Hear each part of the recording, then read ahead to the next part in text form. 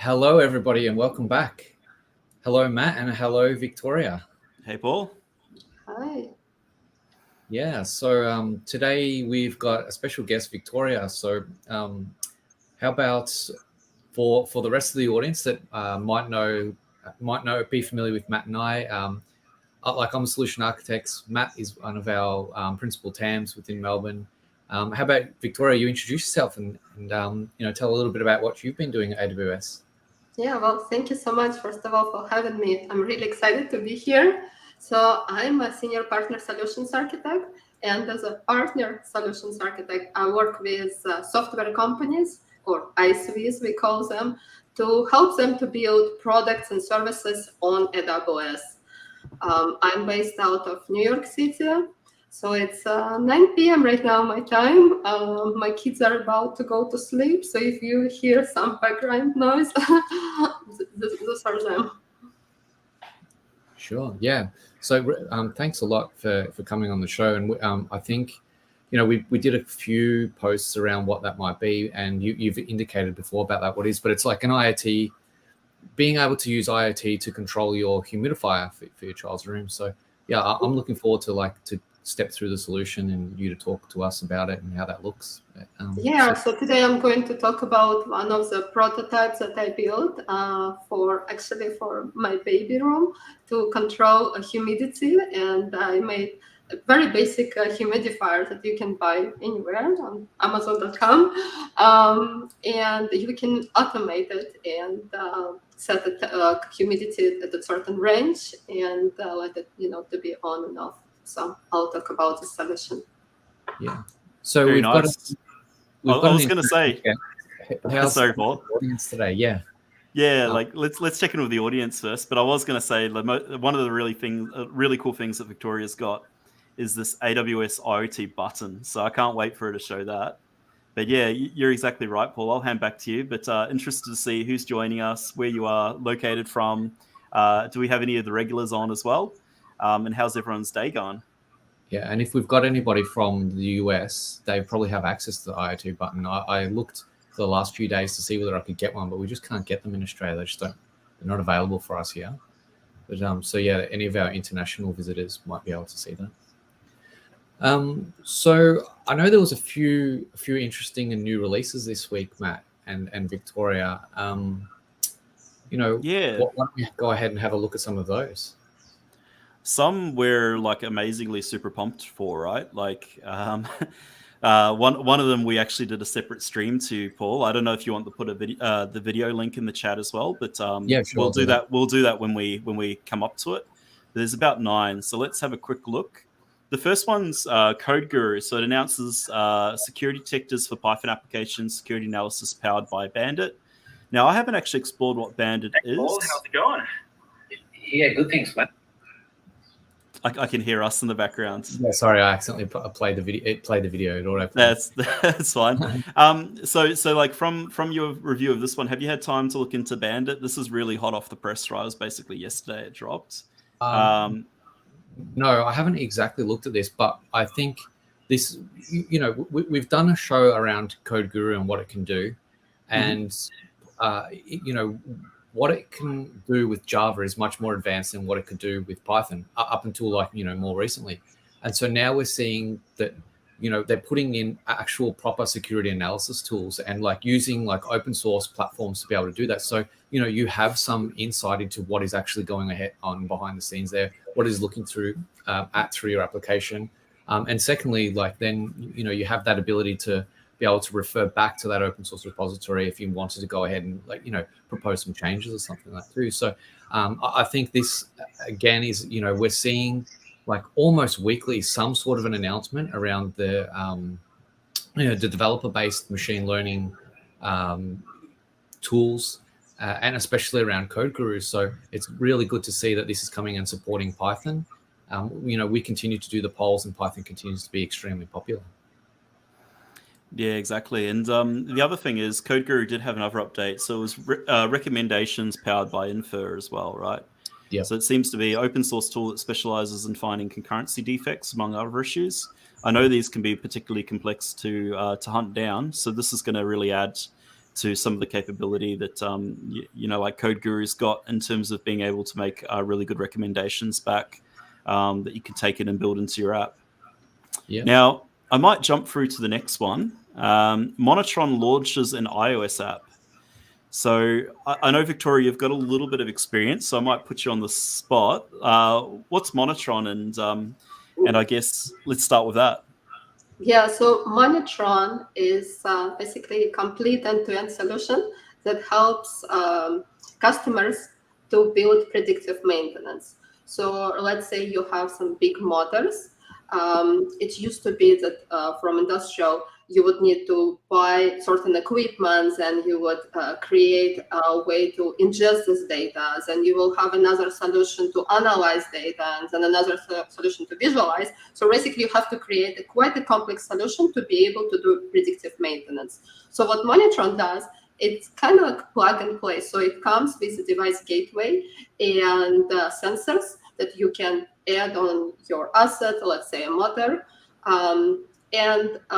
This once you add the sensors, then you will set them up using, it used to be only Android app, so they just launched iOS app, which you understand how big it is, because we have so many users with iPhones. So now you can just set this up with your iPhone app, and then on iPhone you're going to get alerts when your assets will be showing some kind of fault risks.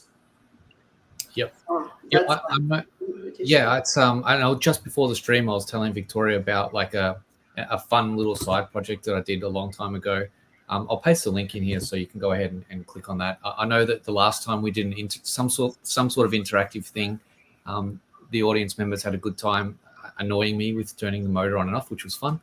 But I have this rock tumbler. For anybody that doesn't know, a rock tumbler is you basically just put gemstones or like rocks, I guess, like stones that you want smoothed out into like a drum, and then you turn that drum for a really long time with some grit inside and water, and it starts to smooth out the rocks or gemstones. So I like, my kids were interested in what that was and how that looked like. I bought one and I ran it for a few days, but I developed a little bit of a leak, and I didn't realize, and that leak started to like leak out of the machine, and it ended up destroying the machine. But I only noticed when I went outside, and I could hear that the noise was like, there was a loud noise coming from it. But inside the house, I didn't know that was happening. And that's a good example of like where you would see something like Monotron being used. I'll bet like for a hobby real world, this is where we'd expect to see that within the real world. It would have given me some alert that, hey, something is going wrong with this piece of machinery, and we're telling you that it's not acting the same way it was before, based on like vibrations, effectively. So yeah, this is a live feed as well, isn't it? This isn't like a picture. I can see it's moving, but it's hard to make out on the live stream for everyone else. I'll put my hand in front of it so people can see. There we go. There's the proof. So if you want to see what's happening inside of Paul's shed, sometimes you can just go to the tumble counter site. Yeah, it's usually running. I turned it off for the stream because it's a little bit of background noise. Yep. No, cool. The other thing that happened with the Monotron side of the equation is that there's a new Ethernet gateway device, right? Yeah, so it used to be just the Wi-Fi. Now you can just have an Ethernet cable, and you can use it. Nice. So it's going to be a lot more reliable, right? Like Ethernet's really good for a lot more consistency with these things. So that's a good one to see as well. I'll move on as well. We've got a lot to get through today. So like this is the link that I think we wanted to share, like to the video where we played around with this for 20 minutes, Paul. But 34% better price performance with AWS Lambda, because we're now using ARM-based Graviton 2 processors, right? So this is really, really exciting. 19% better performance, 20% lower cost. When we looked at it, I think we were getting like additional CPUs allocated, right? When we had an Explorer and we tried to run an app and we tried to look at what was under the hood. So definitely check out the YouTube video that we have. I'll put it up there for everyone to see. And I think it's covering my head right now, but that's fine. So definitely visit that link that's in the chat. if you want to learn more. We played with it in the console, so we showed you how to set up in the console. Paul also got it working with Sam, and we modified some CloudFormation templates to support it as well. So there's like this new architectures, basically like property that you can have mapped to like a list, which would be like ARM or x86 based processors at the moment. So yeah, excited about that one in particular. Anything else to add on your side on this one in the camp? No. Cool. The other thing is Lambda now supports triggering of Lambda functions from SQS within a completely different AWS account. So I think this is really cool because a lot of the customers that I've talked to have, they've got like batch processes, analytics jobs, centralized logging and security type things that they're doing. Having the ability to basically have Lambda functions triggered from SQS queues from other accounts can allow them to build more creative solutions in terms of how they handle information flowing from across account, or they trigger events, right? So this one was quite interesting to me. And the next one is Step Functions now has added support for over 200 AWS services with AWS SDK integration. So Step Functions, for people that don't know, is a way to basically have like a business flow, a visual workflow that things can happen in. Like with Step Functions, you can have multiple steps when criteria is met. You can have things triggered asynchronously at once or like in sequence of each other. A lot of what you could trigger could be through AWS Lambda at the end of the day, or container workloads.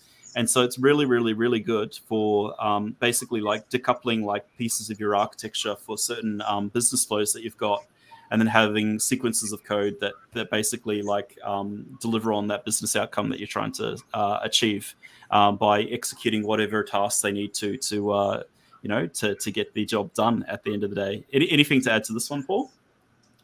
No, but I think we'll be able to see like much more use of step functions, because now you just don't have to have that entry point somewhere else kicking off the step function. You've got it directly now, and you don't need to have so much glue. It comes in there and it's built there for you. Yep. The other one is RDS Performance Insights. So this is now available in 4 more regions. We've got Cape Town and Osaka, local to our kind of like APJC or APAC region. So this is excellent to see. This is one that I see a lot of customers, like potentially getting benefits from. So many customers that I talk to are using RDS or RDS Aurora. There's always optimizations that you can do on the database side. So it's really nice to see the Performance Insight tool roll out across more regions. Now, last but not least, Amplify Geo has come out. So Amplify Geo is using Amazon location services under the hood. So it allows you to basically like really quickly build a web application, like a React application that's able to have like ready to use map UI components. And you're able to do things such as like delivery tracking or, vehicle movement tracking, or like whatever else that you want to do with location data and maps. It could even be like building a geofence for an area like that people might walk into that you might want to interact with them on. So this is really cool as well. Excited to try this out. I haven't yet. It's still coming for the native versions of Amplify for like iOS and Android, and I think it's still coming for like Flutter, but it's now there for JavaScript, which is really, really nice to see. And I know that they are working on rolling it out for those additional Amplify platforms at some stage. If you want a particular platform that's not JavaScript based, you could always go to the GitHub and then just +1 it so that the priority gets bumped up as well if you want to see it for a particular use case or a framework or platform or whatever. Yeah. So I can see someone's on from Italy. It must be very early in the morning Italy time. And the other comment that I was just going to get back to, it was a little while ago, but CH2, is it worth getting in today's economy? Like I was going to say, like certification helps no matter what, right? Like don't get certificate. Don't hold up getting certification just because you're not too sure if it's relevant or not at the end of the day, right? Like I think certification is just learning, and any learning that you do, you're going to become more valuable. In the long run, it's going to help you with issues that you face within your career if you want to play in the security space. the other thing that I was going to call out is, if you wanted to get cloud certification when it comes to security, we do have a security certification that you can get. It's a specialist cert on the AWS front that can kind of help augment what you're doing with CEH or any of the other number of security certificates that you might be interested in getting. Yeah. So I'll stop sharing my screen, and I might maybe hand back. Yeah, go ahead. Directly to Victoria, because the question is directly for you. Yeah. So the question is, does Victoria have a shed? Shed? No, I don't think so. So I think it might be tough. I have to step up my game. Yeah, but I think it might be tough with your current living location, that it might be not quite affordable to have a shed where you currently live. New York, yes. Yeah, that's right. Excellent. Yeah. So let's hand back to you, Victoria. Let's just have maybe a brief overview of what you've got to show us today again, just for any of the people that are diving late into the stream. Yeah, and so, go ahead. Yeah, so I was just thinking whether I should start with architecture diagram or with a live demo. So let's start with what it was that you created, why it was interesting, why you wanted to create it, and then let's maybe go into like the architecture and then a demo. Yeah, so the overall idea, as I said, I wanted to build a smart humidifier. So I wanted to put a humidifier in my baby's room because, during the cold months, like babies, they get a runny nose. I have 3 small kids, so that's a common problem. And one thing that doctors advise is to have a good humidity in the room, so between 40 and 60%, and it helps them to sleep better. They don't cough as much. So the thing is, if you just leave a humidifier always on, your room might be too humid, right? And then if you turn it off, well, then it will be too dry. So, and to buy a smart humidifier, first of all, I didn't really find anything on the market that I liked. And I think even if I bought something, it would be very expensive. So I decided to go on a mission and build my own. Very nice. Yeah, I think so that's fairly indicative of an SA or a builder at AWS, right? Like, if you can't buy it, we'll try and build it. I mean, even if you can buy it, we'll still probably try and build it. Yeah, no, it wasn't just to build as well, right? It was bring all these things together and kind of make it work kind of scenario as well, right? So you were forced to have to work with something that you shopped for online that didn't have any smarts to it at all, right? Yes, yeah. I had a regular humidifier in the room, so that was it. And this was actually one of my first projects as I came to AWS. I joined AWS in December, so it's been now 9 months. But I came from industrial background, so I used to build industrial systems to control manufacturing plants and automate them. So I was like, well, let me try now to use AWS to do it on a small scale. So it was, also an interesting personal challenge to see how I can use AWS services to implement this IoT functionality. Nice, very nice. And do you want to give us a little bit of an architectural overview before we go to the demo? Yes. Just show us all the components, and the audience, feel free to ask any questions as we have a look through this. But once I'll just get the screen up in a second. So share screen. Anyone got a humidifier at their house that they can follow along with as well? It's always good. Okay, let me know if you can see my screen. Yeah, it's just popped up now. Yep. Okay, so to start with, the first idea was for me to decide what I'm going to use actually to measure humidity in the room. And because I wanted to have a quick prototype, I decided to start with Raspberry Pi, because Raspberry Pi, many beginners use Raspberry Pi to build some kind of projects, and also it's good because you can use it for all kinds of different projects, right? So I selected Raspberry Pi as a starting point. So I equipped it with a sense head that basically has this humidity sensor. So once I get measures on Raspberry Pi, then I used a library to send over signals over MQTT protocol to AWS IoT service. So AWS IoT service is basically a serverless service that acts as a message broker where you can publish and subscribe messages. So I'm publishing from Raspberry Pi, and then I'm subscribing to, actually you can subscribe to as many different services as you wish. In this case, I was actually subscribing to 2 different services. So one is Aws Iot Events.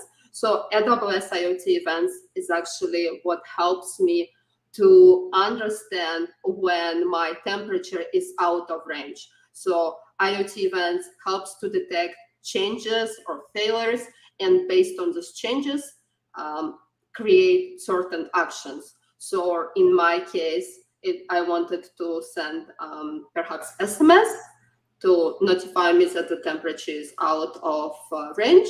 And another thing is to have AWS Lambda, where I can now trigger action. So those were 2 things that, I mean, really the overall kind of core block of this is AWS IoT Events, where I set those ranges. And then the next thing was for me, okay, well, I did all of this, right? But now I have to tie it to take an action. And to take an action, I decided to use, let me actually show you. I got a plug. So this is Casa plug, and it's $7 on Amazon. And with this Casa plug, I can control it. So what I did based on the IoT event from Lambda, then I can trigger to have it on and off. And I could have go actually directly from AWS Lambda to Casa, because Casa has Python libraries. But because I was doing a prototype and I was quite lazy, I just used if then Z. So if then Z is an applet where you specify what kind of actions you want to use. So it's a platform that allows you to connect different services and create those, what they call applets. So based on a certain action, you can then trigger a different action. So that was what I used for my plug to control it on and off. So that's basically it. And what you can see here, I also have IoT buttons. So not only I can have this automation, but I also wanted to be able to just click on a button and turn on my humidifier on and off. And the last thing that I added is Alexa. So just if I'm, let's say, in a different room, I don't have my button with me, I cannot see what's happening, I can just ask Alexa to start to trigger humidifier on and off. So that's high-level architecture overview. Oh, and the last thing I didn't mention, so I wanted to be able to see how humidity changed, so to track it and also see if it's on and off. So for this, I used AWS IoT Sitewise. So in Sitewise, I pulled data. So it allows to collect, store, monitor, and analyze data. So I created a simple dashboard that I can use for monitoring. Nice, very cool. I like the solution overall, and I think this is something that you wanted to be able to have anyone kind of like do and follow along with, right? So you've made it like with the path of least resistance, and I think you're turning it into a workshop, so anyone can literally follow along at some point when that's done. So this is really exciting. Yeah, that's interesting that you're saying that, because once I did this, I was thinking, well, what's next, right? How I can improve this. And obviously Raspberry Pi is not a device that you would use in production, right? So you would try to replace it with something that is more robust and scalable. And I actually built a solution with my partners using industrial controller, which I can also show if you want. Nice. That's very cool. Yeah, I'd love to have a bit of a dig in.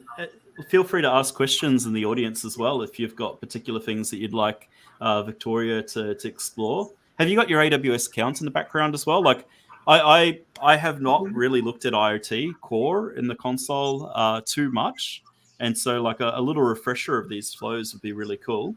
But what I might do is let's start the demo maybe, and then we'll have the questions coming, right? Yeah, then we can dive deep for each service. So let me switch here. Okay. And I think your phone's dropped, so let me know when it's ready and I'll put it up. Okay, is the snow on? Yep. How about now? Yeah, that's perfect. Let me make the phone screen bigger. Yes, so There we go. Remove it a little bit here. Okay, so set up so you can see Alexa.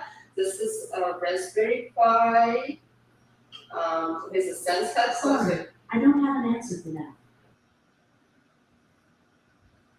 It has here humidity. Can you see it? Yeah, we can see it. Okay. Do you want to? You can turn your webcam off if you wanted to. We've got audio coming through the computer, but that way everyone can focus on the iPhone view itself. Okay, so this turn on. Just stop the cam, and then we can still hear you.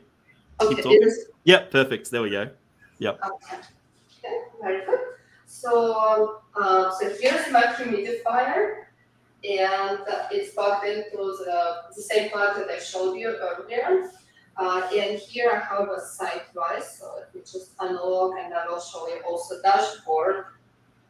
So you will see it. Okay, let me refresh it. So we will. So you've got the site-wise dashboard available on your iPad. So that's fully, you can see that anyway. Yeah, awesome. So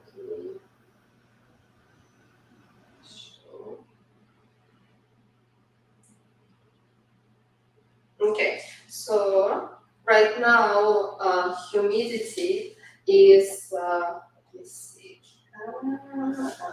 Okay, like this. Okay, it's 34.7, and you see this red line. It actually set as a threshold for 50%. So I'm going to ask Alexa to turn on humidifier. Then we will see how this trend line for humidity will go up and up and up. And then when it's going to reach the red line, the 50%, then it's going to shut down. Hopefully, if everything will work right. Very cool. No, that's nice. Okay, so let's do this. Alexa, trigger magic, please. Sending that to it. So you see it just like blinked. So now you can see this. Can you see the humidifier is working? Yeah, it's a little hard, but I can definitely see it. Okay. So now let's do this. Because it's only 35% humidity, I'm just going to move it closer. So we will see. You will see it earlier. So let's see. It's a little bit white. Yeah, if you bring it closer, it's a bit of a balancing act. Okay, but if you want, what I can do, I can share my screen and show this dashboard on my PC so you could see it if it's better. Yeah, that might actually be a little bit better. Okay, let's do this. Let me just share my screen so you will see the dashboard, and at the same time you will see humidifier. Cool. We've got a comment from GetDev. So awesome serverless architecture. What kind of end-to-end latency do you see between Alexa to the humidifier triggering? It was pretty instant to me on the video, yeah, right? It was. Yeah. It is. It's actually very, very quick.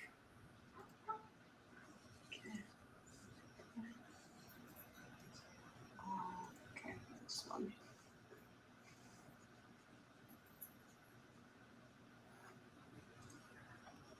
And Zorfos has said cool as well. So people are definitely enjoying the little project that you've pulled together. It's awesome.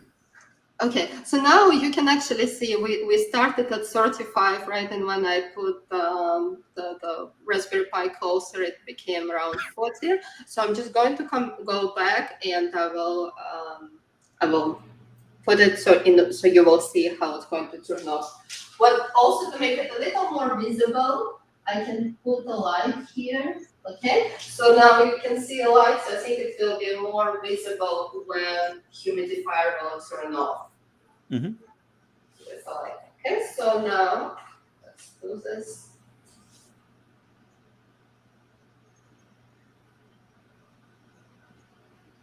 So it shows 42% now. So I can see it spike up, but I guess you left the cursor hovering just over. 49. There we go. We can see it. It's spiked right up to 50%. Almost. Yes, 55. Boom, you see? It's off. And I actually just got on my phone notification from us. So you can see it's off now. Yeah. So if you want, I can also show you this. So this is Iot Button. And with Iot Button, I can also control this. So let's just wait until humidity will go below 50%. Yep. I think this is where you need to hook Paul and myself up. Like we can transfer you, but we might need you to buy some of these and ship to Australia. Well, this actually is from Sea. So it's a Chinese company. So I ordered it from China. I ordered this and the device gateway and a few other things. I actually found that their prices were cheaper compared to the prices in the US. So you can just go on the website and buy it. And I tried that. They wouldn't ship to me. I think it was around $20, if I remember. So how does it communicate? What like how does it communicate to the thing? Yeah, so it communicates via Wi-Fi. So when you get it, you connect it with your phone using Bluetooth. Then you put all of the settings for your Wi-Fi.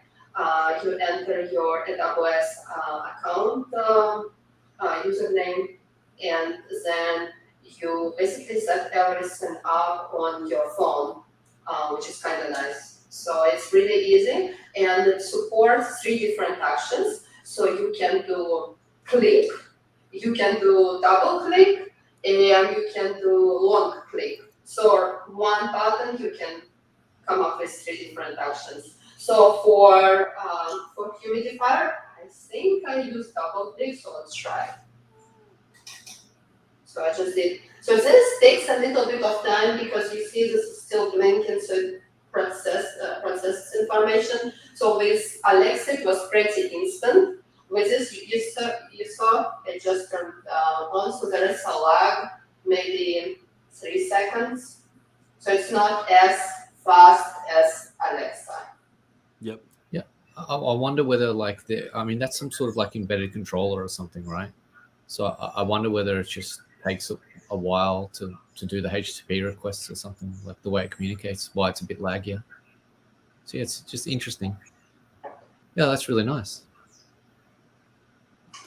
And I've just sent a link in the chat if anyone wants to check it out. They definitely don't ship to Australia. Yeah, that's. I was thinking.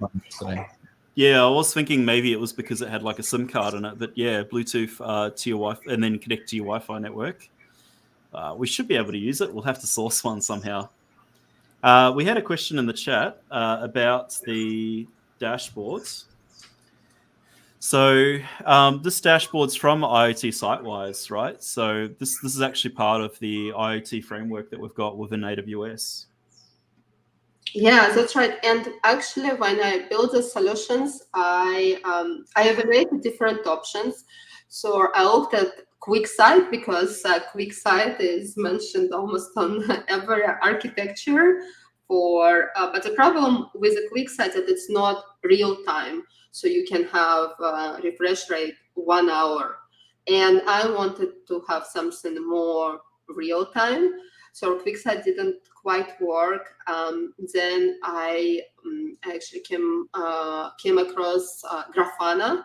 So I don't know if you're aware, but there is actually you should be aware, because now we have Amazon managed Grafana. So Grafana is actually a very good alternative, and I put here also just to show you. So this basically the same information, but it is built in Grafana. So our Grafana has refresh rate 5 seconds. So this is the minimum you can go. With SiteWise, it actually supports 1 second. So it has refresh rate of 1 second. Nice. And I don't know if you're aware, but does it cost much for this? Because that's a lot of data to have stream in real time, right? So you're probably using one of the magical AWS accounts. But do you know, have you ever seen the bill on the side? Yes, so it is subscription based. So Grafana is now there is Amazon managed Grafana, so you can, first of all, Grafana is open source, so you can install it on EC2 and then use it for free, right? So you're only going to pay for your EC2. Or you can have Amazon managed Grafana, which is serverless service, and in this way you're going to pay $9 for editor license and $5 for view license. And with the SiteWise, it's also based on subscription model. I believe it's $10, but it's better to check. Excellent. No, that's cool. And I'm just watching the chat as well. We had a question around out of scope, how they understand for this particular project. But is there a recommended way to do CI/CD with AWS IoT devices? I was thinking, like, you know, Greengrass does this, and I've just shared a link in the blog of ways to get this working. But you know, like a lot of the IoT applications that you'd release, there's ways that you can actually control the release of software updates to those devices, including doing rollbacks. Like I've seen that within the IoT side of the AWS console also. And I guess the other thing is, like, maybe just a little bit of a walkthrough through what you actually had to do to get this set up end to end. Like we saw the architecture diagram, but it'd be interesting to just have a little bit of an explore together through the console, maybe. Yes. So do you want me to start with IoT Core or with actually look into Raspberry Pi first? I think our audience is like pretty happy with the Raspberry Pi stuff, but like, what was the amount of effort involved to get the data out of the Sense Hat to begin with? Right, was that relatively straightforward? It was. So I actually went on the Raspberry Pi project website, and they have so for a Sense Hat they have this whole exercises that you can go and build, and it's kind of fun. I mean, I think it's really designed for beginners, so even if you have no knowledge, you can just go through those exercises, and they're very well laid out. So I went through the Raspberry Pi projects, and I went through the exercises, and I built it. I used a Python to create a program, and it wasn't very straightforward. Very nice. And the IoT Core side, I mean, there's a lot of pieces that came together there. Did it take much exploring of, like, I guess, like what you needed to do to get the SenseHat data out and reacting with the smart button and the humidifier? Like, I guess what did that look like in the console, and what was your journey there as well? So, yeah. So this is IoT Core console. So you can go. So first things that you will need to do, you will need to create a thing. So for my Raspberry Pi, I created a thing where so this is my Raspberry Pi device. I got certificates, so I had to download the certificates and upload them on the device, so to create this trust. And then once this is done, it was pretty straightforward. So once you create the things, and you will have some information come in. So after this, all I had to do is just to create a rule, which will basically look at the topic.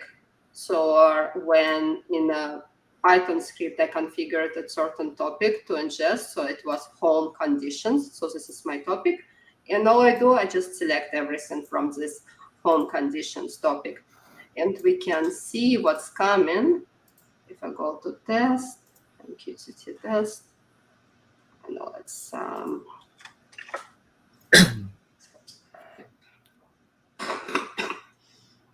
And just while you're getting this going, like when you think about CI/CD, there's like I've seen people, and I've done it myself, use like code build to like connect directly over SSH to a Raspberry Pi onto on-premise and store the certificate securely.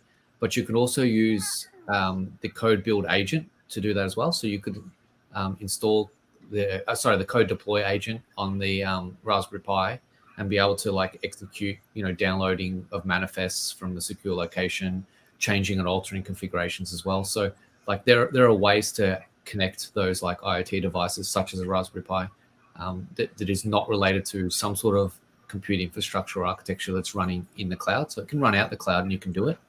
And that code deploy agent can also run on-premise as well, like anything on-premise, not just a Raspberry Pi.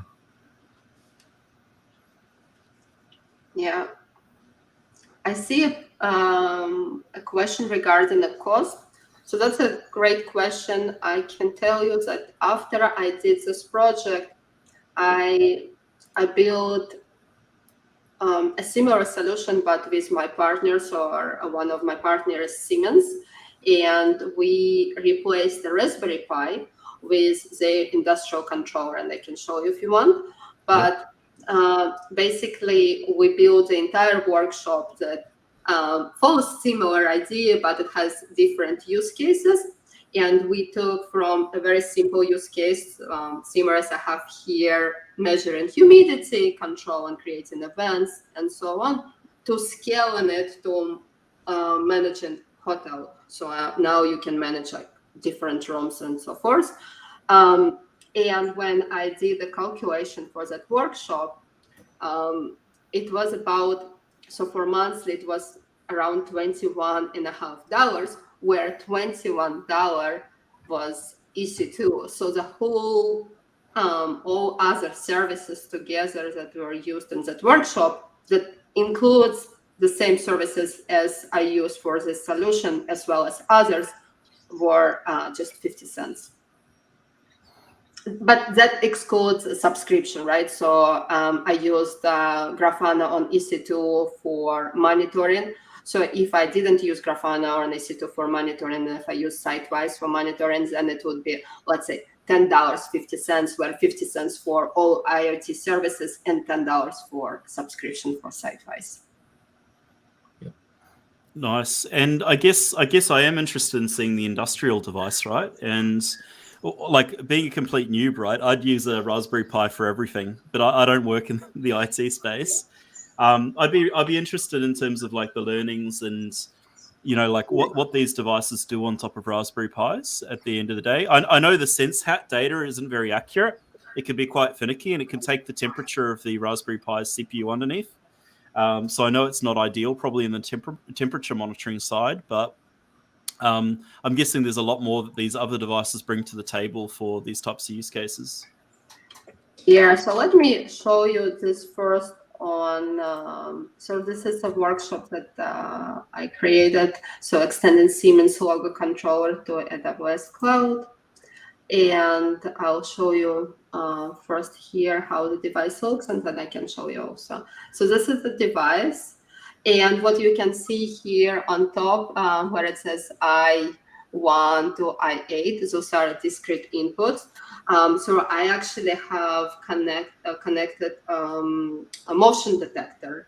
So I bought a regular motion detector from Home Depot, and I wanted to build a solution where whenever I detect motion, I would ask Alexa to greet visitors in my house. So this was my idea.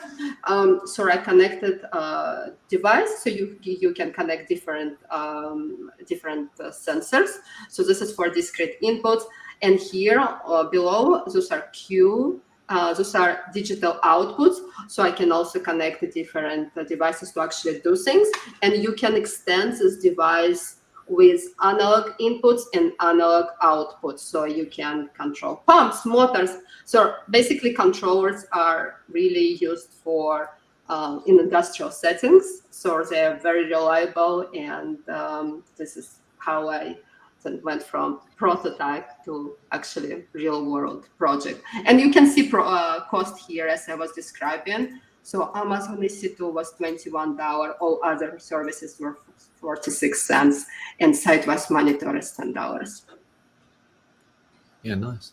What about the actual code that was to interact with the SenseHat? Like, was that difficult, the Python libraries? Are you able to show us that? Oh yeah, so let me show you this. Okay. 1 second.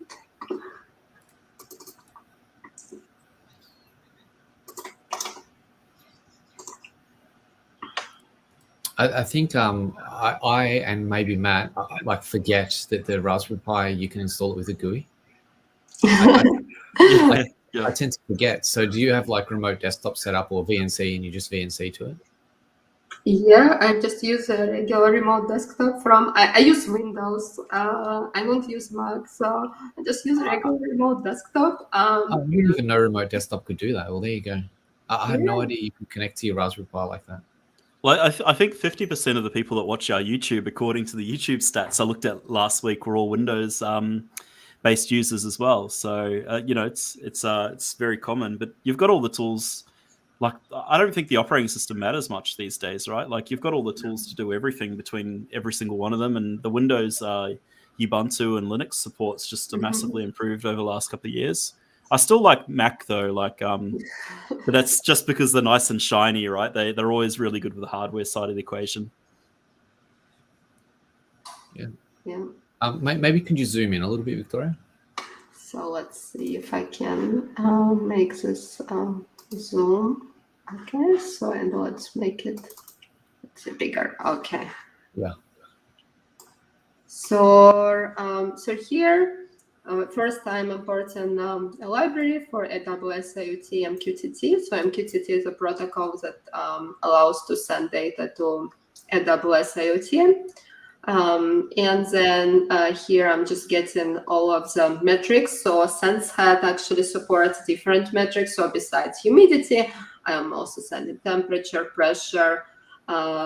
I am showing AWS on my, so SenseHat has like LED display, so I'm projecting their AWS just to make it more fun. And then here I am I'm getting some timestamps, or you can also get acceleration, orientations, or if I move, so there are additional things that are you can get, and that's really it. And then I just publish this data. I think what's really impressive is that there's no hard-coded values in there, especially for proof of concept. It's all using like config options being passed in. I think that Python and the libraries around, like, you know, building on top of like this, all the little sensors with Raspberry Pi and so forth with Python, are pretty easy to use, right? Like scroll up a little bit to the top where it's getting the bit higher configuration. Yeah, that stuff is all part of MQTT. So that's like the AWS console helps you set that up, right, as you step through that. Yes. So or if you go to AWS documentation, all of this information is shared there. So it was more of a copy paste and adjust. And go just up a little bit more, because I think that's where it pulls the message from the sensors. So there it is. Yeah, like, so basically import that sense library and then do sense.getTemperature, and there you go. Like, I mean, you'd think it would be like more difficult within your application to be able to get the temperature, but it's like literally one line. So yeah. I mean, I've never used the SenseHat, so I didn't know how it worked, but I do now. So Yeah, I used before the board, right? But with SenseHead, it's just very compact. So I kind of liked it because it has several sensors and they're already all attached. So I don't have this mess with different cables. Yeah, I think I might have one somewhere. Yeah, that's cool. It's really nice. I was going to say, so 60% humidity is the temperature that I should be in by your recommendation, right? Between 40 and 60, yes. That's Between ideal. 40 and 60. So at the moment, it is 60.2 on my end. I've got a little application that tells me the humidity of inside the cabin versus inside the home, as well as the temperature, and then that way I can turn the air conditioning on before I come in. Yeah. Nice. No, so that's really, really cool. We've explored the AWS console a little bit, the Python. Feel free to ask us any questions in the chat as well. This has been a really cool solution, right? And it's cool to see. Like, how long do you reckon it took to put all this together end to end? Yeah. I mean, honestly, it took me a couple of days. It's and granted, this was my first AWS project, so it's not that much because, as you can see, I showed you in terms of AWS IoT. If I go to rules, you will see that it's a very simple configuration. So here is my rule. And here I created input. I'm sending data to Iot Events. And then I send data to Sitewise for visualization. And I actually configured to store data in a time stream database. So that's just additional things that you can do. And then from IoT events, let me show you how it looks. So it will be this humidity alarm. And you can use templates. So I use the pre-built template and then I adjust it for my configuration. But sorry, you can see I have two states, normal and alarming. And when I'm out of range, I'm switching to alarming state. And when I'm becoming in range, I'm switching to normal state. And then in alarming state, I set up a couple different actions. So one is when I enter, I send SNS message. So you can see I'm sending some information, basically like SMS text that now my temperature is out of control. And then I'm triggering a Lambda function. So sorry, two things that I do with IoT events. And then the last thing I want to show you. What about the Lambda function? Yeah, that's what I wanted to show. So we already reviewed 1, 2, 3. So the last portion is really Lambda. And I'll show you my Lambda and you will see how sophisticated it looks.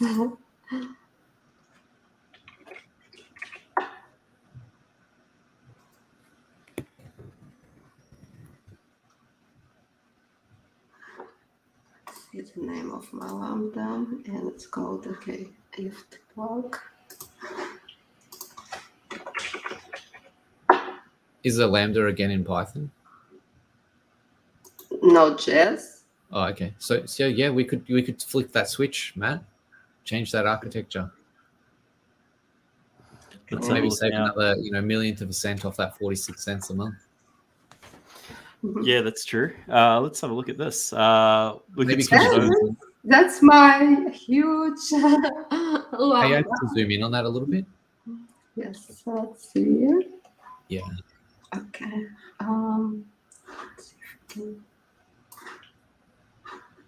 Make it bigger.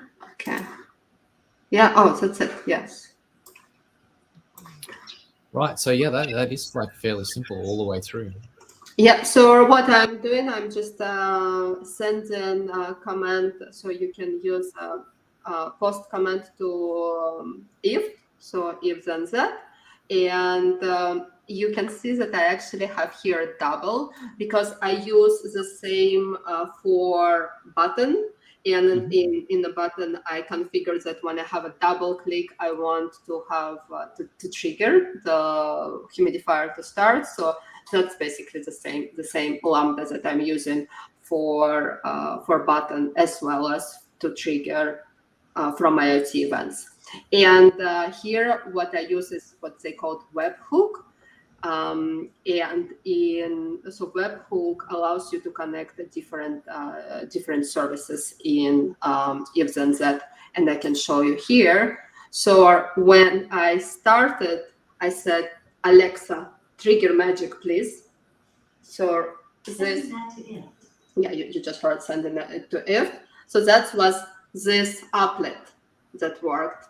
And then when I did a double click, it was this applet that worked because I did a double click and my plug switched. Yeah, so that's really it. That's how you can make it work. Very nice. Was there any challenges or learnings that you had along the process, or things that if you were to continue modifying, you'd think to change in the future? So one thing I adjusted was just explore the different visualizations. So I initially started with QuickSight, but then I quickly realized that QuickSight doesn't really work for this use case. So that's when I went to Grafana, and I actually think Amazon Managed Grafana is a pretty good solution for this. The reason why I wanted to show right now Sitewise, because it has update of 1 second. So, but with the Sitewise, you have to create asset model. So you cannot just simply ingest data. You have to model your assets. So it takes a little bit more work. So for simple solutions, I would say Amazon Managed Grafana is a great way to visualize data. And what were other things that I learned away? Let me think. That's probably it. Yeah, I cannot think about anything else because the solution is completely serverless, so I didn't really have to worry much about, high availability and scalability, because I can add tons of humidifiers now, and it's just the architecture is going to stay the same. And of course, just replacing, as I mentioned before, replacing Raspberry Pi, because Raspberry Pi obviously is not, it's good for a prototype, but it's not good for long term. So replacing it with industrial controls that you can connect any humidity sensor, and that's going to work stable. So that's another thing that I had to consider. Yeah, really, really nice. Like I really appreciated seeing it all the way end to end. And I'll be honest, like I've not looked at Sitewise at all, other than from some internal learning that we were forced through. So it's nice to see it in, how it's accessible and easy to configure, but also has some really nice advantages. Yeah, it's actually super easy to configure. So you can see here, edit. And if I want to modify, let's say I want to, on one chart, I want to display both humidity and temperature. So I'm just going to pull it from here, drop, and now you can see I have temperature and humidity. So it's super easy to configure because it's just drag and drop. You just drop to place, and here is, yeah. So is there a way to expose those dashboards or to embed it into a secondary application? Like, how do you do that? Does that exist?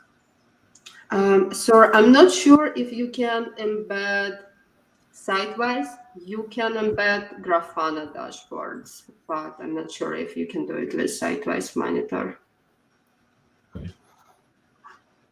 And I think a couple of people are jealous of this. If this was your first project, they're like, "Man, it looks much better than what I created in AWS first go." Right? So I've been reading the comments in the background, but it seems that people really like. The solution. It's very, very cool, and it would have been really fun to put together. Right? Yeah, it is fun. Honestly, I really love working with devices. I love seeing things. So yeah, this was really fun to do. I really enjoyed it. Excellent. Now I know we're right up on time, and I know it's very late your time over in America. So what we might do is we might say goodbye to the audience. We'll stick around for maybe like half a minute here as well. Let us know any other questions in the chat. We'll keep monitoring for a couple of minutes. Really enjoyed having you on today. It was awesome to see this project. I know you're turning it into workshops, so feel free to send that link across to everyone. And would be very keen to see what other IoT projects that you've got in store as well, if you want to ever come back to the Devs in the Shed show. Yeah, thank you so much. Yeah, thanks so I much. really enjoyed. Thank you so much for having me. It was fun. Perfect, and we'll catch everyone same time next week. We did have daylight savings, so apologies to Rory. It's always 12 p.m. AEST time, but daylight savings is kicked in, so we're on a slightly different time zone for people joining internationally. Thanks everyone for joining this week, and we'll see you next week.